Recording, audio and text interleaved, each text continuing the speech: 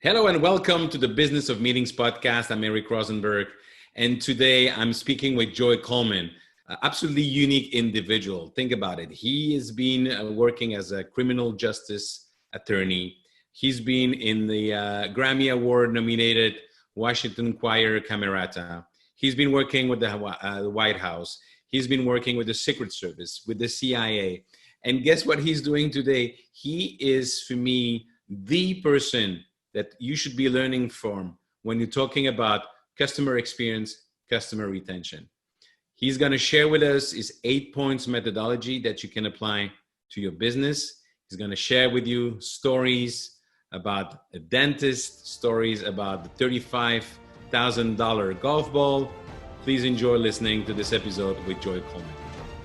I am delighted to speak with somebody I consider not only a friend, but also the guru of customer experience and retention. He's got this book, Never Lose a Customer Again. You can see it better behind him because with my background. Oh, here we go. There it is. Much better. But Joey, you are absolutely an amazing person, and your own experience is just stunning.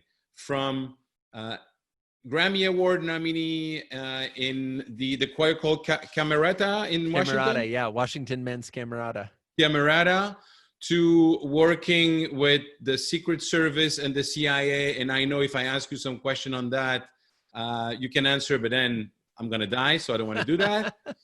To working with the White House, to being a criminal defense attorney, to going to Notre Dame and then having your Juris Doctor from George Washington, working with Fortune 500, and now being a speaker and being on the Wall Street Journal best-selling list of books and consulting.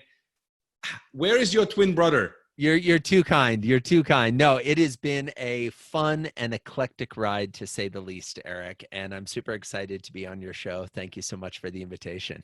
Oh, thank you, because I know that what you're going to share with us is going to be helping every and any independent business owners, not only in the meetings and event industry, but anywhere. So, well, we'll do our best to help. As an independent business owner in the meetings and event industry myself, I like to think that I can relate to your listeners and viewers. So thank you.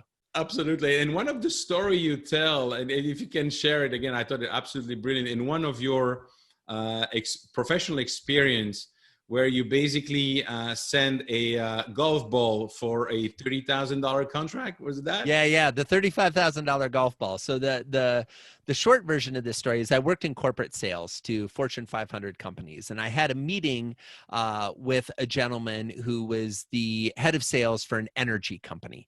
And I walked into his office, and his office looked like you had just walked into the clubhouse at the old course at St. Andrews, right? Golf course. It was stunning. Paneling on the walls, photographs of all the top holes at the top courses around the world. You know how sometimes in the movies you see somebody has like a little putting green in their office? Yeah. This guy had a 4-hole course in his office. He had, you know, when you go to the golf course, they'll have the spot where you can drop your bags off, and they have like a bag holder. He didn't have a putter in his room. He had a bag holder in his room with 4 bags, and each of the bags of clubs was filled with different putters, right? I mean, it was insane. It was like being at the most ultimate miniature golf course you've ever been to, and it was inside this guy's office at the company. So he walked in, and being one who is a big believer that you have to address the elephant in the room, I said to him, so it seems like you might like golf a little bit. And long story short, we had an hour booked for the meeting. For 58 minutes of the hour, we talked about golf. Now, to be clear, I'm not a big golfer. My brothers are amazing scratch golfers. I just go along for the fun and hanging out. And so we talked golf, and we talked golf. It gets to the last 2 minutes, and I said, look, I'm really sorry. I know we spent this whole time talking about golf. I've loved it. We haven't really talked about why I was here to tell you about this, program that we have. If you're okay with it, I'll just leave you a little bit of information. If it seems like something you'd like to try out, let's connect in a few weeks, and maybe we can make it happen. He was like, yeah, I loved our conversation. Sorry, I can't do this. Long story short, while we were talking, I had happened to mention that I was going to be playing golf at Pebble Beach the following The week. Pebble Beach. The Pebble Beach, which I am not a good enough golfer to play there, okay? But I know people who are good enough to play there. So we go to the golf course. I'm having this amazing time with my dad and my brothers playing golf. And long story short, I go through the clubhouse and I see a little golf ball with a logo on it that said 100th Anniversary U.S. Open, Pebble Beach. So I bought the golf ball. I went to the concierge at the hotel. I got a FedEx envelope. I put it in the envelope. I wrote a little note that said, "Dear Jimmy, here at Pebble Beach where I don't belong, having fun and missing you. Maybe we'll get the chance to play here together someday. Saw this golf ball and thought you might enjoy it. All the best, Joey." And I sent it to him. Send it overnight. Overnighted. Yeah, overnighted. 2 days later, I'm on the golf course playing golf with my family, and the phone rings. Not a good thing. On the golf course. On the golf course. Poor etiquette on my part, right? But I'm young in business. This is like I just graduated from law school the year before. I'm new and figuring this stuff out, both in terms of how to be a salesperson in business and also how to have proper etiquette on the golf course. And it's my assistant. And she says, "What the heck did you do to Jimmy?" And I said, "What do you mean, what did I do to Jimmy?" And she says, "I just got a call from his secretary. She wants the wiring instructions and the fax number to send over a signed contract. He decided to join the membership." Wow. Amazing. The moral of this story is that at the end of the day, humans don't want to be sold to. Humans want connection and value. And if you can provide connection and value, you will get the sale. You will get the revenue. You will get the opportunity. But you have to provide both. It's not enough anymore just to provide value. It used to be you could. Used to be you could be kind of a miserable human being or a bad company, and as long as you provided value, you'd keep selling. In 2020 and beyond, that's not the case anymore. You have to provide some level of connection, some level of affinity, some level of rapport. Those are the businesses that will succeed in the next 50 years and beyond. Yeah, amazing. And that I think resonates a lot with any independent business owners in the meetings and event industry for sure, because we're always talking about the importance of human relations and how people make decisions with human relations. And I know I really love your book, and it's not because we're friends I'm saying this. The same way that I always tell people, when you do a business plan, you need to take the business model canvas. When you do customer experience, customer retention, you have to take Never Lose a Customer Again from Joey Coleman, because it's so well described. And I know we're going to get into it, but I wanted to ask you to share another story that is also in your book. And I thought, like, oh my God, but this is something that anybody could do if you're willing to help somebody and to position yourself as really helping others. It's the dentist story. Everybody hates their dentist, and you're driving 1 hour to go to your dentist. How does that happen? I do. I still drive 1 hour to go to my dentist. So I live in Boulder, Colorado. My dentist is outside of Denver in a place called Arvada, Colorado, and I drive to see her. So I'll tell this is a long story, but I'll tell the speed version of it. So we moved to Colorado. My wife and we moved to Colorado. We have literally been in town about a week, right? So we're still unpacking boxes. And I'm chewing some candy, and I'm unpacking the boxes, and all of a sudden my mouth explodes in pain. One of my back teeth has literally just exploded. Ouch. Like it hurts, and it's jagged, and it's painful, and we're in a new city, and we don't know anyone, but I know I need a dentist, and I need a dentist fast. So as it turns out, one of our dear friends that we're living with at the time in Denver, we've just moved here, used to work at a dental office. He's like, "Joey, my dentist is amazing. You should go see her." So I call up. They're like, "Absolutely no problem. We need to get you in as soon as possible. Would you be able to be here within the hour?" I don't know about you, Eric. There are very few dentists or doctors or medical professionals that I've ever called that have said, "We will make space for you right now." Especially when I didn't have a relationship. Exactly. Like, I'm not an existing customer. I'm a brand new off the street. They have no idea who I am. They have no idea what's going on. So I'm like, "Yeah, that'd be amazing." And she says, "To make us be able to help you as quickly as possible, could we send you the forms that you need to complete now so that you could work on those and fill them out online? And then when you show up, we can just get you in right away. You don't have to fill out any paperwork. Now, I don't know about you, Eric. I've been to dozens of dentists, dozens of doctors in my life. I have never had anyone prior to this experience offer to let me fill out the paperwork before I got there. Right. Usually it's you get handed a clipboard with a pen that everybody else in the room has chewed on to fill out some paperwork where you're thinking, why is this so 1950? The paperwork that I'm filling out, where you have to answer the same questions again and again on multiple sheets of paper. And 3 disclaimers. Experience. Oh, and tons of disclaimers that respectfully, and I say this as a recovering lawyer, were written by lawyers with the intention of you not understanding what you're signing off on. And people mindlessly just sign and move to the next thing. I'm like, that would be amazing. Long story short, she sends me, I'm able to complete everything online. I go, I walk in, I step into the dentist office. And the receptionist stands up and says, Joey, we're so happy to see you, but we're sorry it's under the circumstance. Please let me show you back to your room. Wow. Now, folks, I say this respectfully. I am no celebrity. I am not a famous person by any means. And I've never been in here before. They immediately usher me back. Long story short, the dentist comes in, not an assistant, not, and not that there's anything wrong with being a dental assistant, but immediately they let me know that I'm a high priority because the dentist is in there, takes the x-rays, looks at the teeth, they get everything figured out. She's like, here's what we need to do. We need to do it today. Are you open to us doing it right now? Oh, okay. I'm like, that'd be amazing.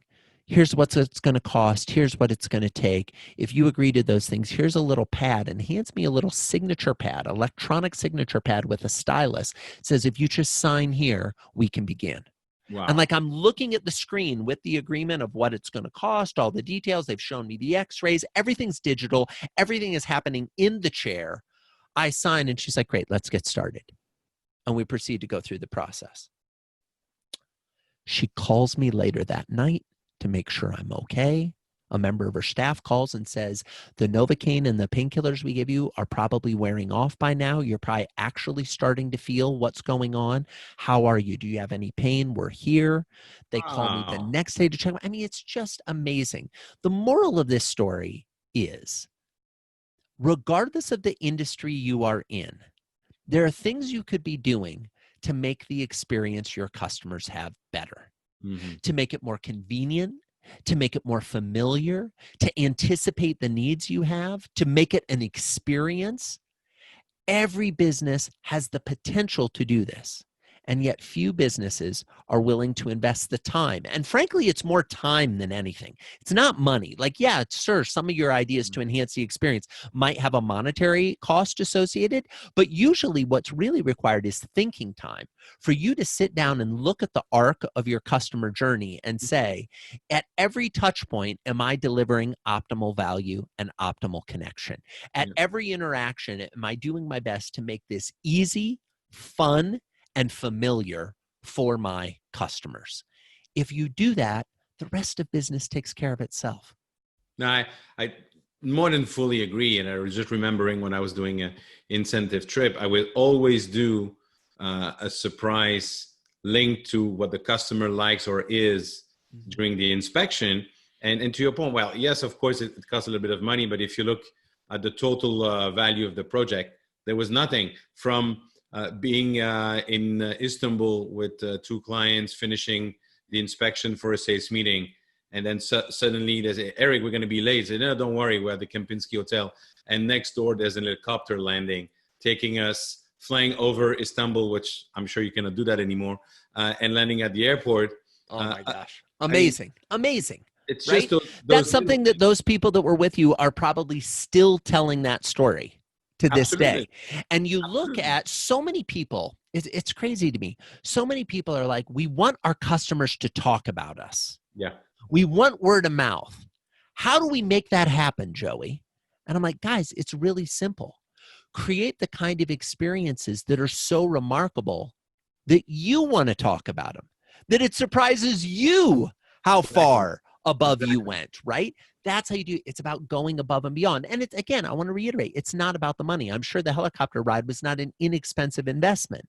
However, I imagine the helicopter ride was a fraction of the total value of the Absolutely. relationship, right? And Absolutely. that's the thing. People ask me all the time, well, how much should I spend on customer experience? I'm like, well, let's back into this answer. What is the lifetime value of your customer? Yep. What is your profit margin on the customer? Is it worth taking your profit margin from 28% to 27.7% to be able to deliver that 0.3% and just spend that money on your people? Because, by the way, the more money you spend on creating experiences for your existing customers, the less money you need to spend on the spray and pray hope of marketing, of doing random marketing, hoping someone will see it and someone will find it interesting. Yes. My theory is, take a percentage of what you're spending on marketing out of your marketing budget, put it into your customer experience budget. Oh, and by the way, those dollars will see a higher return on investment than any of the money you're spending on the front end. Absolutely. And what you're just saying now resonates with me for two reasons. Excuse me. The first one, we are in the meetings and event industry. We are the people who are creating the most memorable experience in life that people remember. We know who to call. We know how to do it. So that's not even an issue of execution. But the second thing, especially for independent business owners, most of the independent business owners don't have 100 clients. No, They have not at 1, all. 5, 10, 20, a handful, maybe 30, and handful. Exactly. Absolutely. So the extra value in time of keeping the customer, of creating memorable experience, that's the right thing to do. 100%. 100%. I mean, here's the crazy thing. I'd like everybody listening or watching to think back to when you first started your business, when you had one client. Oh, and you cherished that client. You took such good care of them. You know that client's name, their spouse's name, their kid's name, their favorite sporting team, where they went to school, where they lived, what their hobbies were, what their dreams were, what their aspirations were, where they like to go on vacation, their favorite car, their favorite movie. You knew all of this stuff. Absolutely. Why? Because there was only one. Yeah.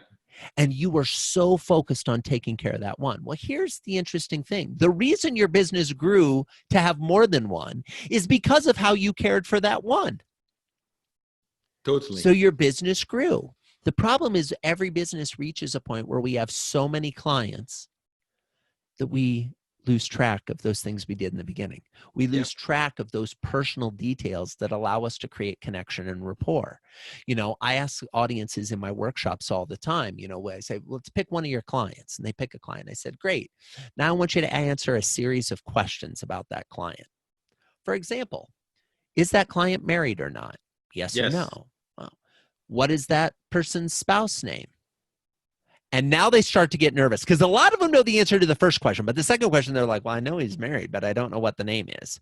They say, does your client have children? Yes, she does. Great. Two boys. What are their names? Older. Right. And you just keep moving through these questions that if I were to ask you those questions about your roommate from college or your best friend from growing up, you can answer all the questions. If I were to ask you those questions about your brother or your sister, or your cousin, you can answer all the questions. Mm-hmm. Why is it that we can't answer all the questions about our clients? Well, it's because we have the excuse that we've grown so big. But the reality is, somewhere in your CRM, somewhere in your records, you should have the answers to all that information. Yeah. And most businesses, when I start working with them, don't have that even written down anywhere, when in 2020, that information is available online very easily. Yeah. You and I are of a contemporary enough age that we remember coming up in a day where you might write stuff down on a Rolodex, mm-hmm. right? And if you wanted information, you had to ask them the question to figure it out.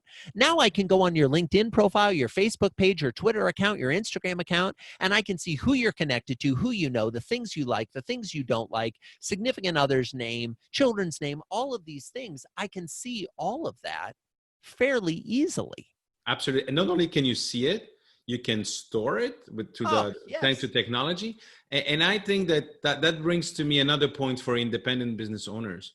There's so many things that take an independent meeting planner, that all the things that she or he has to do, all the different aspects of the project.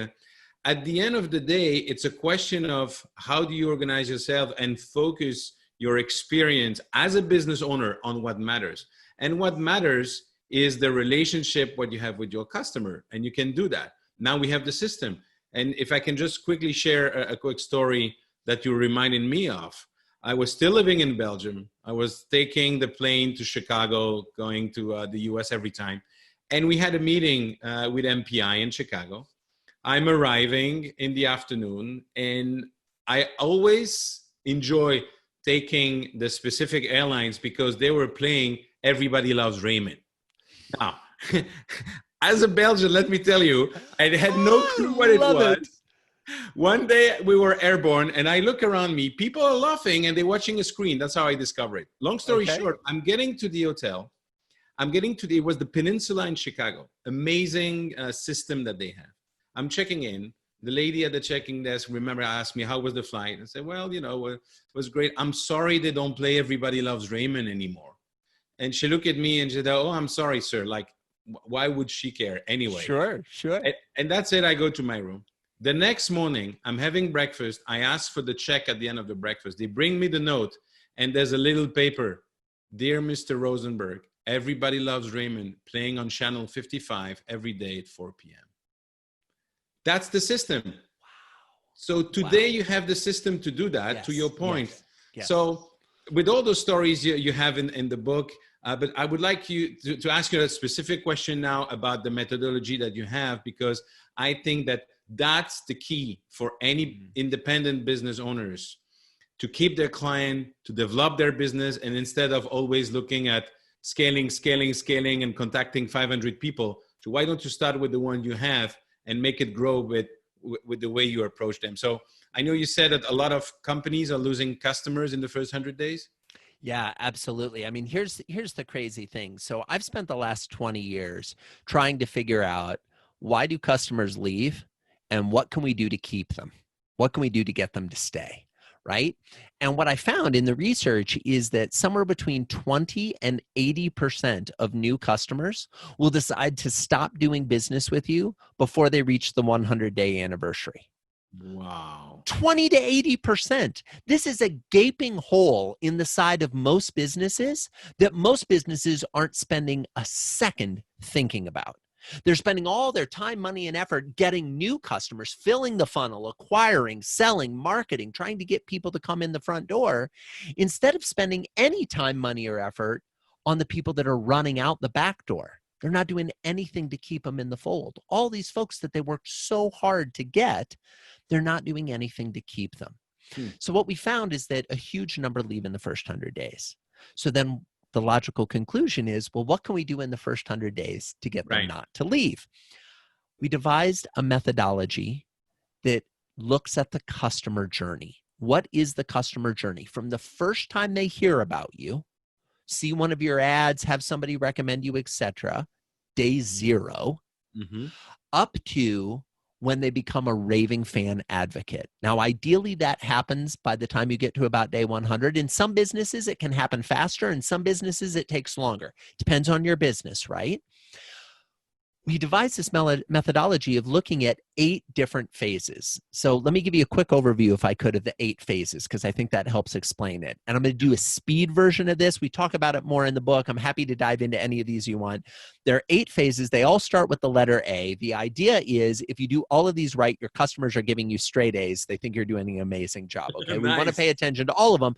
And I will tell you that most businesses at present are only paying attention to 2 or 3 of these. So there's entire phases that your customers are going through that most businesses aren't paying much attention to at all.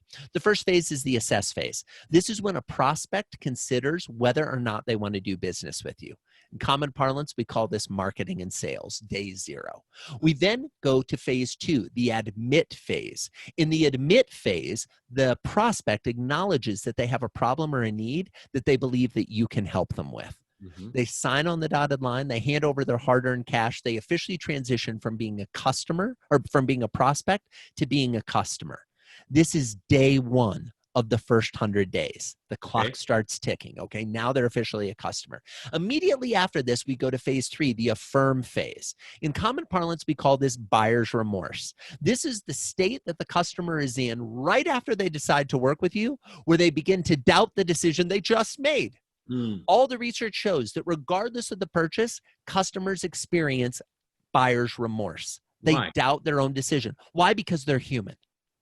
Okay. Because they're human. Because we've asked them to do two things: to make a decision, a commitment, Right. and to part with their hard-earned money.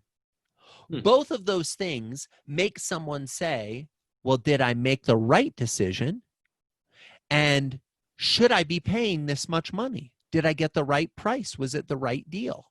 And they doubt the decision they just made. Now, here's the crazy thing. While you're back at the office high-fiving, we landed the new client, somebody's ringing a bell, someone's winning a trip to Napa, whatever it is, at your customer's office, they're saying, well, there were some other competitors we looked at. We picked this one, but was it the right one? What if we made the wrong choice? Will we be able to get our money back? What happens if we made the wrong choice and it's such a bad choice that my boss fires me for making this choice? They're in a state of fear and doubt and uncertainty while we're in a state of celebration. Wow. So we're up here, they're down here. And if we don't close that gap and close it quickly, the emotional distance between where they're at and we're at only— Sorry, you're talking about emotional distance, but you're distancing from the mic, so I could not hear you as well. The emotional distance. Thank you. The emotional distance between where we're at and where they're at, as time goes on, that only grows, right? So what are we doing to jump right in and get aligned with them very quickly? In the affirm stage, we affirm the decision they just made. We let them know that we're going to take great care of them. So you We have then assess, admit, affirm. This is the first 3 days. Then we come to phase 4. Okay. Activate. Okay. This is the first real moment of truth. If you sell a product, it's when they open the product and they use it for the first time. If you sell a service, it's when you start to deliver on the service. If somebody buys a ticket to attend an event, it's when they actually show up for the event. Okay. So here's the kicker in the meeting and planning industry, right? Or meeting and events industry. You may sell a ticket for an event that's 6 months from now. Guess how long they feel buyer's remorse, folks? 6 months from the time they make the purchase until the time they show up to see if you're actually going to hold the event, if you're actually going to deliver on the promise.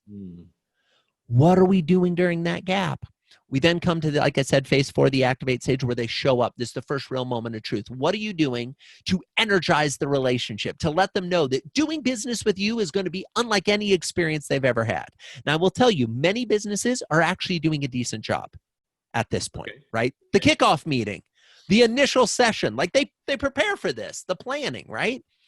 We then go to phase 5, the acclimate phase. By the way, this is where most businesses start to fall off the rails.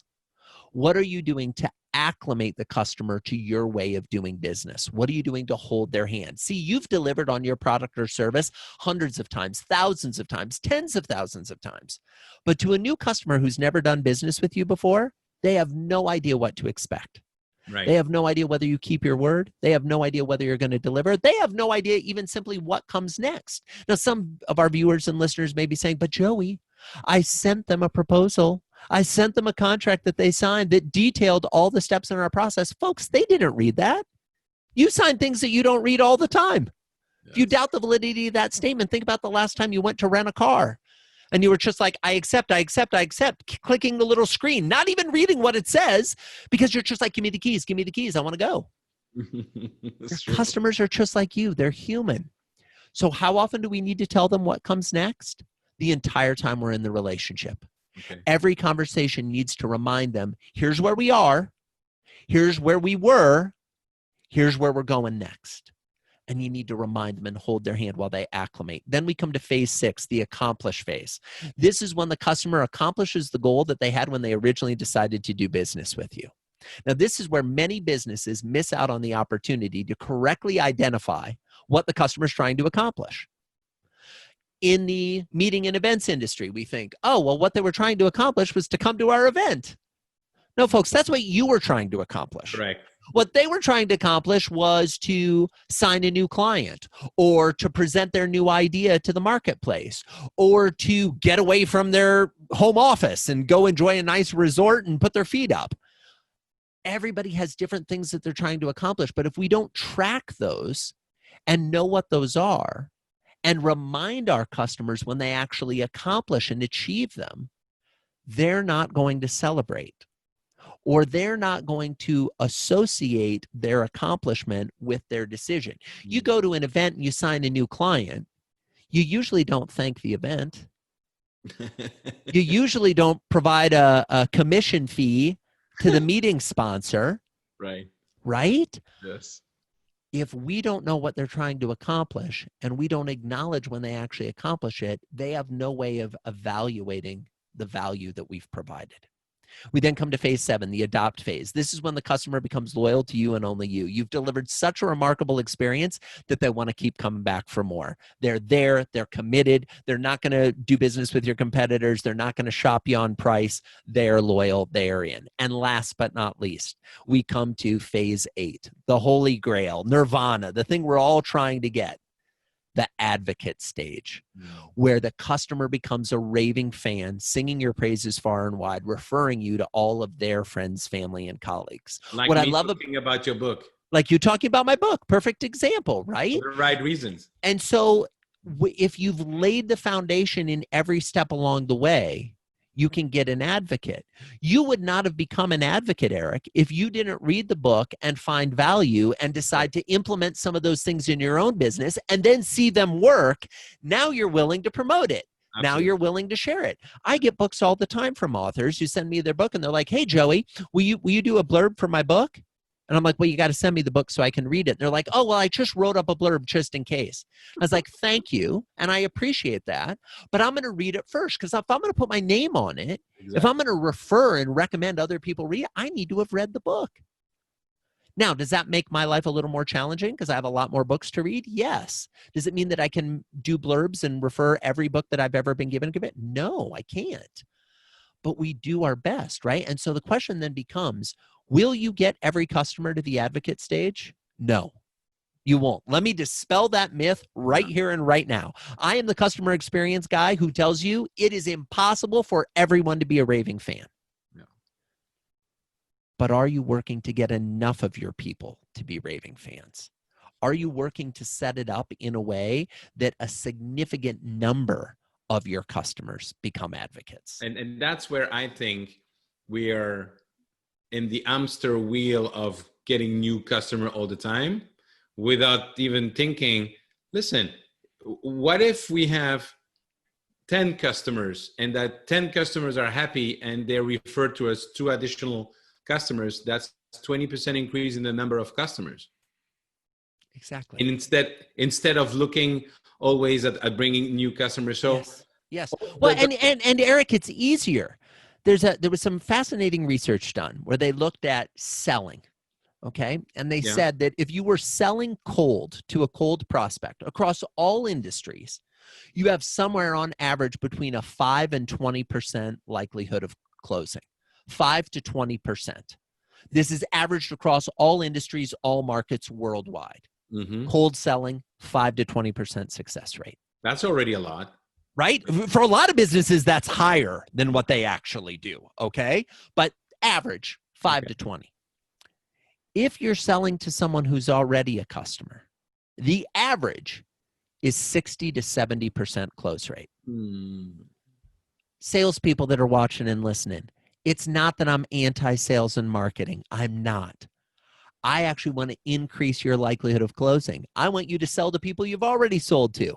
I want you to market people you've already marketed to.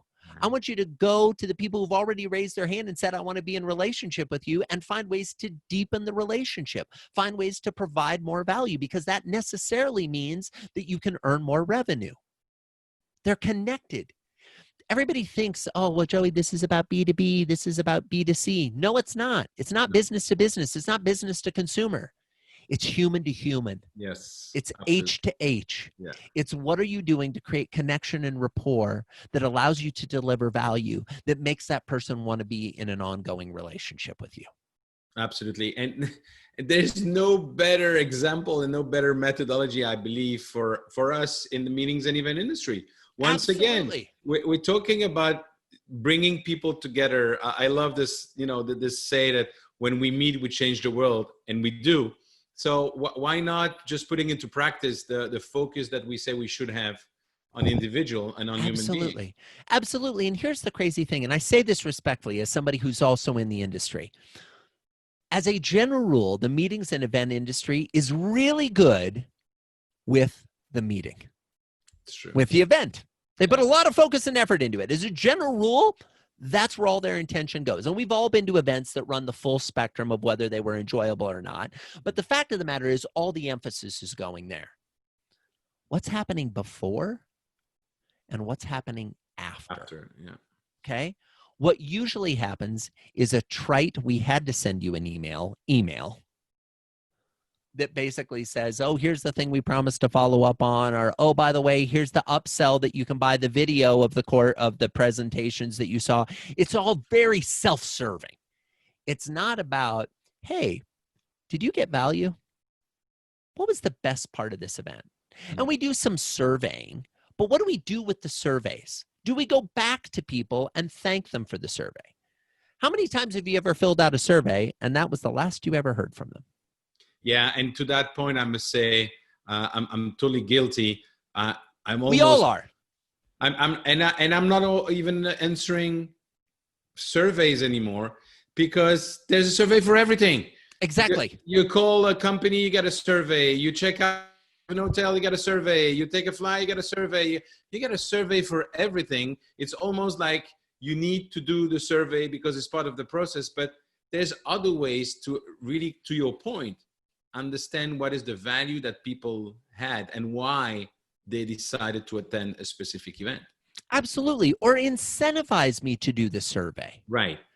So here's the thing. You have an event and you charge for your tickets. How about this? If you complete the survey, if you're one of the first 100 people to complete the survey, we'll upgrade you to the VIP ticket for next year. Oh, now I'm doing the survey. Or we'll give you X dollars discount off. Or we'll send you a gift card to Amazon or to some local, even better, some local retailer in your community because we've done the work to figure out what you really like. Yeah. We will incentivize you to do this. Well, now I'm willing to give you my time. Okay? Because what you're asking for is you're asking for me to tell you something that my belief is will only benefit you. Mm-hmm. True. Unless you tell me how you're going to use the information, unless you prove to me that if I answer the survey, something changes for me, I don't want to tell you because it feels like a waste of my time. Absolutely. I want to go back to your 8 steps and the methodology. And again, I'm an independent business owners. Is your methodology good for large companies? And do I need 10 people of staff just working on the methodology and executing it? Or can I do it with maybe an organization that maybe I'm the only one or I have 10 people around me? Yeah. So I could tell you like, hey, this works for your company of any size, right? And people would say, yeah, sure it does, Joey. That sells more books. That gets more people. So what I did is in the book, there are 46 case study companies, 46 across every industry you can imagine.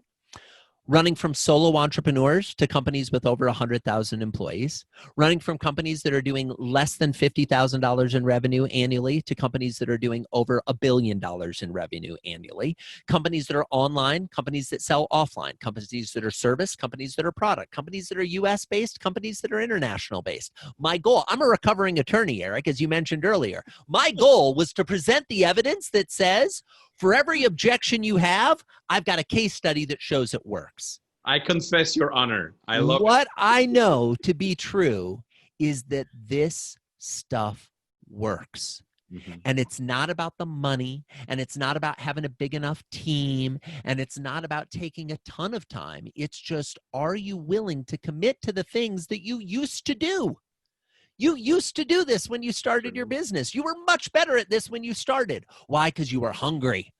You had nothing to lose. You didn't know any better. How many folks in the meeting and event industry, if you said to them, would you still get into this industry knowing everything that you know now as an independent business owner? There's a significant percentage that would say, oh my God, no, it was so much harder than I thought it was going to be. But here's the thing. Now you know it. Go back and grab some of those things you used to do in the beginning and implement them now. This stuff works. I've had clients where lots of times in my keynote presentations, I'll make a challenge to shoot a video. I'll say like, here's what I want you to do. During the break after my talk, shoot a video, send it to one of your customers. And just let them know you're thinking of them. Don't try to sell them anything. Just let them know that you're thinking of them. So I gave a speech at Trek Bicycles. So one of the best bicycle companies in the world. They make these really beautiful high performance bikes that are also mostly super expensive. I'm sorry. You're asking the wrong person. I know you biked down a volcano. Yeah, I did. So it was ironic that I was asked to speak at this, right? So anyway, I make this charge. I go to the happy hour reception later that night. I do my keynote in the morning. I speak later that. And these two young guys come up to me, and God love them, they were so excited. They're like, Joey, we got to tell you about our video. It's like, all right. And they said, so they're here at the annual Trek conference. They had some demo bikes of the new bikes they were releasing. One of the guys shot the video. The other guy got on the bike, and they shot a video of him riding one of the new bikes, and they sent it to one of their customers. The customer replied to the video text with, order me one. Wow. That one video that took less than 3 minutes to shoot resulted in an order for over $8,000. Now, I don't know about you, Eric, but there are very few marketing efforts that I've seen that have produced that level of return on investment that quickly. I mean, literally, it was the same day. Now, will that happen to everybody who's listening and watching? No, it won't. But here's what I will tell you. It has happened hundreds of times. Because 9 times out of 10, we have a tendency to forget that our customer isn't thinking about us all day, every day. Yeah. And we try to come up with these ways like, how can I stay top of mind? How can I stay in front of them? Be a decent human being. Yeah. Be genuine. Deliver value. Let them know you were thinking of them for a real reason, not, hey, I was thinking of you. Why? Because we have this great new thing to order. It's like, no, just say, like the video that the guys for the bicycle sent, they sent the video and they were like, check out this sweet new ride. Oh my gosh, it's so awesome. It has this, it has that. You know, we're bringing one back to the office. So next time we go on a bike ride with you, we can ride it. The guy's like, basically, yeah, get one for me so I can ride one too. That's how you deliver these type of experiences. Absolutely. And what I like in your approach, first of all, it's something that if I understand, everybody can understand. But oh, you're too kind, Eric. No, yeah. But the thing I was going to say, it's simple, but there's sometimes a connotation in the word simple that I don't like. But in this particular case, I like it because this is something that you can implement. You don't need big infrastructure. You don't need absolutely, whatever. Absolutely. The other point for me is we're getting all those great ideas. The key to me is in the execution. Yes. And every time I coach independent business owners in our industry, every time I speak, especially to salespeople, I always ask, how many of you are blocking at least an hour per day to reach out to your customer or to reach out to prospect? Raise your hand.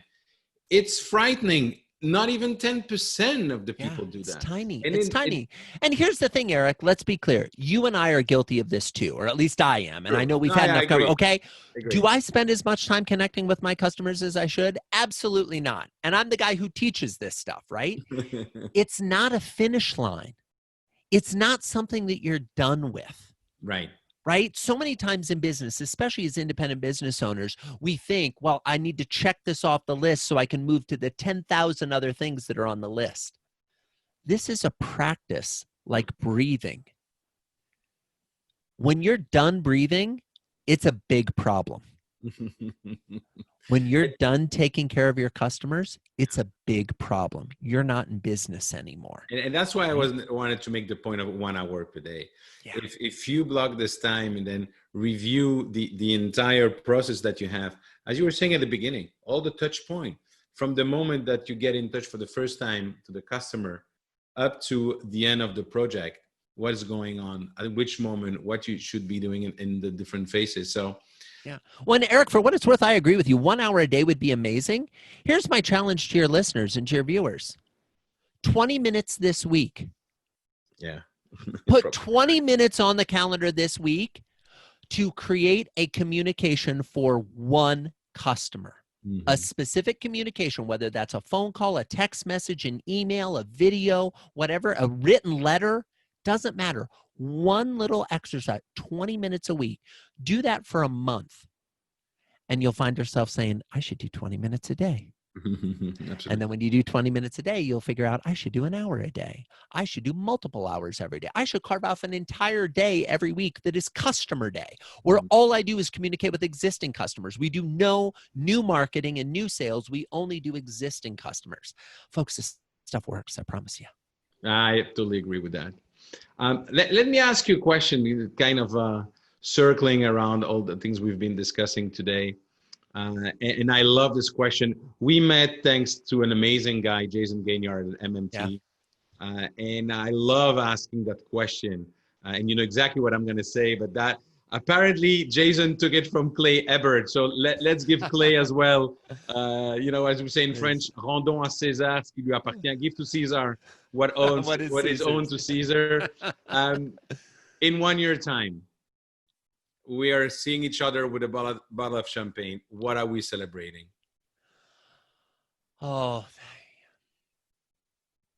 you know what? So for folks that are maybe watching this later, Erica and I are recording this about, depending on what part of the world you're in, somewhere between 2 weeks and 3 months into the COVID-19 pandemic. Right. It has completely shattered and changed the landscape for every human on the planet. There is no, for the first time in human history, every human on the planet is dealing with the exact same challenge, the exact same problem at the same time. But every human on the planet also has the exact same opportunity at the same time. And that opportunity is, how is life for you after the pandemic going to be different than life for you before the pandemic? Because it is going to end. Whether it ends in 3 months or whether it ends in 10 years, doesn't matter. We're going to be on the other side. So to answer your question, what are we celebrating a year from now? I hope we're celebrating a reset as a species, a reset about what is actually important. Less time spent chasing the next sale and more time spent building connection. Less time spent buying the new thing and more time spent using the thing we already invested in but don't even use as is.